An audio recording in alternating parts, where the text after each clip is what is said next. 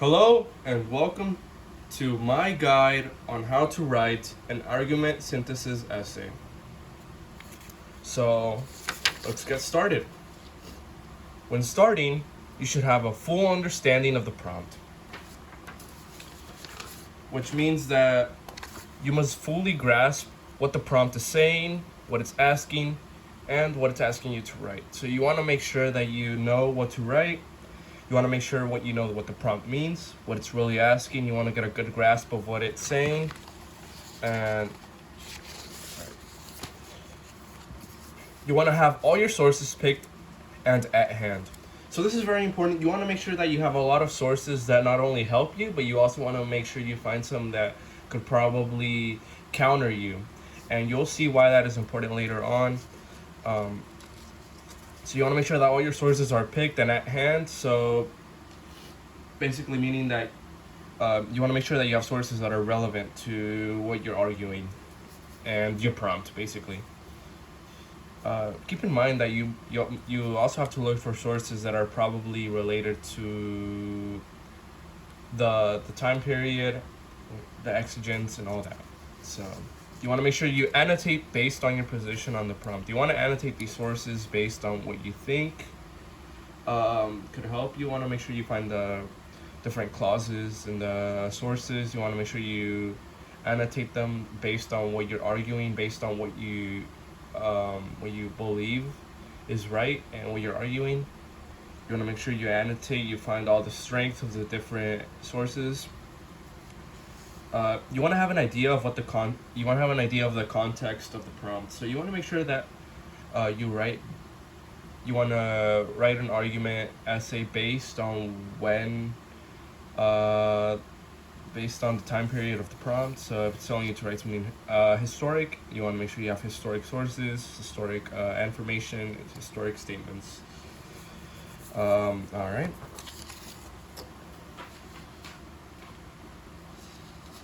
So that was information that you should keep in mind before writing the essay. So here's once you start writing the essay.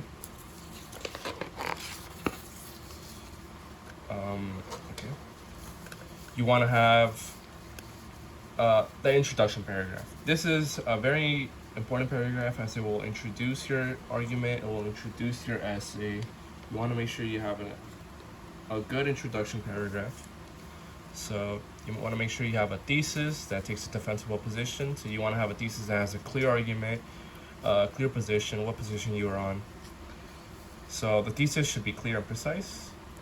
So you want to make sure you have a thesis that's very clear and that's precise. So yep. You want to make sure that your thesis is clear. This means that your position on the prompt should be easy to catch. So you don't want your reader you don't want the reader to be looking for the what side you're on. You don't want them to struggle to look for it. You want to make sure that your thesis statement or your position on the prompt, you want to make sure that it's easy to catch, easy for the reader to notice. Your side of the argument should be apparent, which means that your side of the argument should be easy to catch, and it should be apparent not only in your introduction paragraph, but you want to make sure that it's apparent in your whole essay. So the reader should not have to look for your side of the argument. It should be easy to catch. So it should be in a way flashy so that the reader could see it. You want to make sure that it's a strong argument. So yeah, moving on. The context should be established in your introduction paragraph. You should so which means that if you're writing, like I said, if you're writing an essay, historical essay, you want to make sure that you write something historic. If you're writing something more modern, you want to make sure you have modern examples, modern information, etc. You want to make sure you also create exegese. All right, moving on. Moving on to the body paragraphs. So here we are, body paragraphs. There are multiple paragraphs that are structured differently. So the body paragraphs are going to be a bunch of paragraphs that are structured differently, but similarly. But you'll see that there's one that is structured very differently, and could be the most important one. So there should be multiple paragraphs with information and statements that defend your thesis. So there should be multiple paragraphs that help your thesis statement, basically help you in your argument. You want to make sure you have information that helps defend your thesis. You want to have information that correlates with your thesis and makes your argument that much more credible. There should also be one paragraph with a counter argument that tries to counter your thesis, but you later prove it wrong. So this will come into play later, so I'll explain all about this counter argument paragraph later. But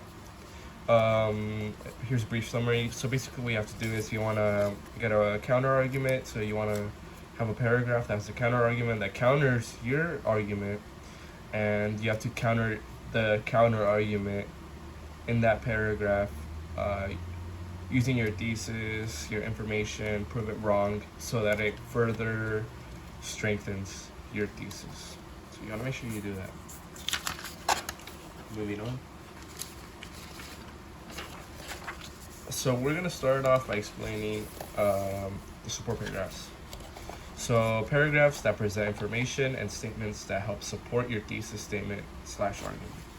So these are gonna be paragraphs that present information. They're going to present statements and from the sources. It will help your thesis statement / argument. So it'll help support it in a way. Using sources is necessary, and the sources should be used in a way that makes your argument feel correct. So if you're writing an argument, synthesis and essay, you want to make sure that you have sources that will make your argument feel more credible. So you want to make sure that you find sources that directly correlate with the thesis, with the prompt. You want to make sure that you find sources that will help you in your argument. So if you're writing the argument synthesis essay in the AP exam, you'll be given sources already. But if you're not, if you're writing this outside of the AP exam, you want to make sure you find sources that directly correlate to the prompt. All right. Try to be coherent to your thesis statement, argument, as that will get you the points. So you want to make sure you're coherent with the thesis statement, argument, as that will give you the points. So yes, so you want to be coherent with your thesis statement. So tie back every time you mention some piece of information, you want to tie it back to the thesis statement. Alright, so you want to avoid summarizing the sources. Instead, provide information on why the source or piece of evidence matters. So you don't want to summarize the sources, you don't want to restate them, unless you're citing them, but you don't want to summarize. Instead, you want to provide information on why the source or piece of evidence matters and why it matters to your argument and how it helps your argument. You want to be consistent with your argument. So yeah, you want to find information that is consistent with your argument. You want to make sure you find information that helps your argument, correlates with your argument, and your prompt. Moving on. It is very easy to write about something completely different, which is why it is important to have the prompt visible at all times. So yeah, this is something that gets brought up a lot. You could easily write an essay about something completely different. You usually start off strong, but then once you get to the end, it's something completely different, which is why you want to have the prompt visible at all times. You want to make sure that this you're directly correlating to the prompt at all times. Have your information, you want to make sure it's directly correlated to the prompt. So you want to provide precise information and claims that will enhance and prove your thesis statement, argument. So you want to make sure you have precise information You want to have precise claims that will enhance and prove your thesis statement. This will prove the thesis statement.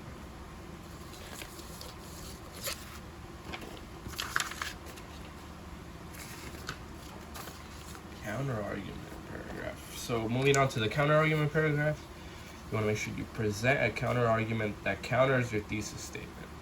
So you want to have an argument that basically counters your thesis statement. I know this might sound a little weird, but you want to make sure you have a paragraph that counters your thesis statement. So basically throw in an argument, a counter argument, something that counters your thesis statement, and you'll see why. So you want to make sure you find the source that does so, and you present evidence that counters your thesis statement. So you want to annotate the sources. You want to annotate the source and try to find the strengths and that counter your thesis statement, and the weaknesses that counter the source and the counter argument.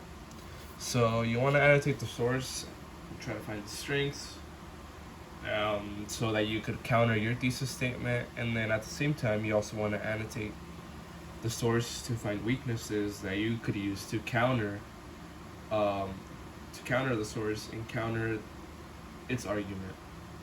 So basically you're countering the counter argument.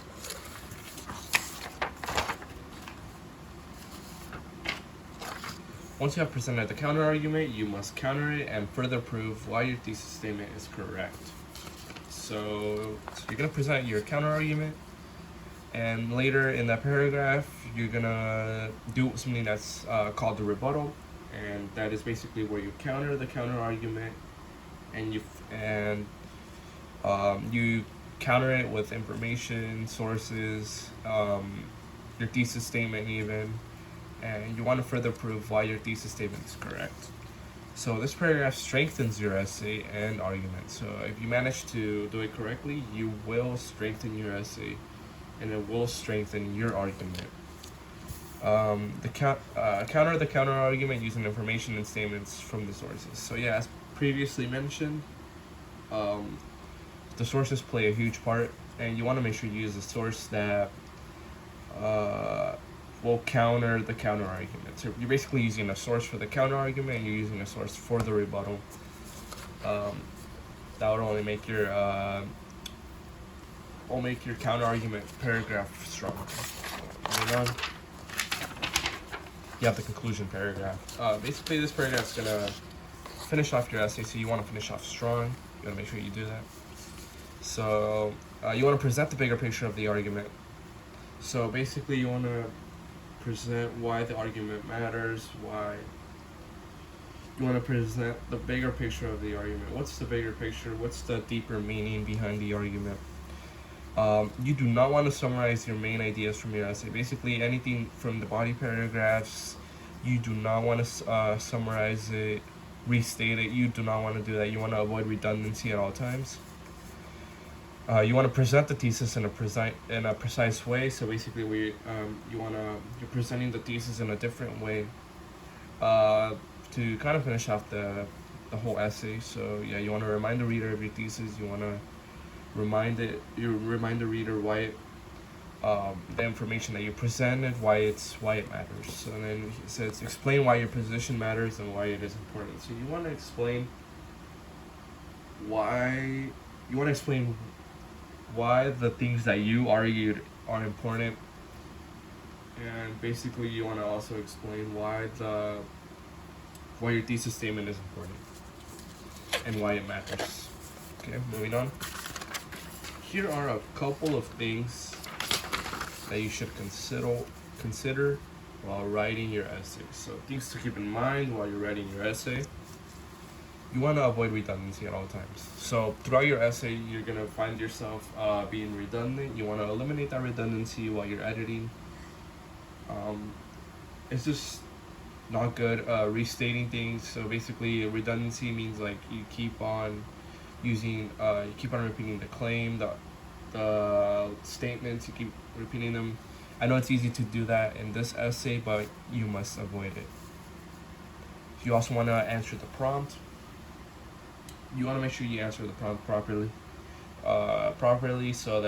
So basically what this means is, I know it might sound easy to just answer the prompt, but you want to make sure you really grasp what the prompt means. You want to make sure you know uh, basically the deeper meaning of it and what to answer, what to say. And then it says present and cite your sources properly. You want to make sure that you present your sources in a correct manner, but not only that, you want to cite them properly. So let's say you're using a quote, you want to make sure you do it in MLA format. You want to make sure that it's cited properly. You do not want to get you do not want to plagiarize. Here is explain why your argument matters. Here, like I said before in your conclusion paragraph, you also want to do this throughout your whole essay, but do it in a subtle manner. So you want to make sure that you explain why your argument matters. So yeah, you want to make sure that you really explain. You want to explain why the things you're arguing matters. You want to avoid summarizing. Basically, what this means is you don't want to summarize any of the sources. You don't want to summarize different statements. You really want to be precise in your writing. You also want to avoid generalizations. So be precise. So it is easy to be general in these types of essays. But you want to make sure you be precise by using accurate information. You also want to use direct quotes, direct information from your sources. You want to be clear in your argument. So that is one thing you have to keep in mind, is you have to be clear in your argument. Make sure that you're clear in what you're arguing about. Really be upfront about what you're arguing. You don't want to. Those are not things that you want to make sure. You want to make sure that the reader does not look for those types of things. You want to make sure that it is apparent to them right away. You don't want them to struggle looking for it. So you want it to be clear, and you want the reader to pick up on those types of things real quick. So you want to make sure you're clear in your argument. Alright, so that's about it. Thank you for watching my video.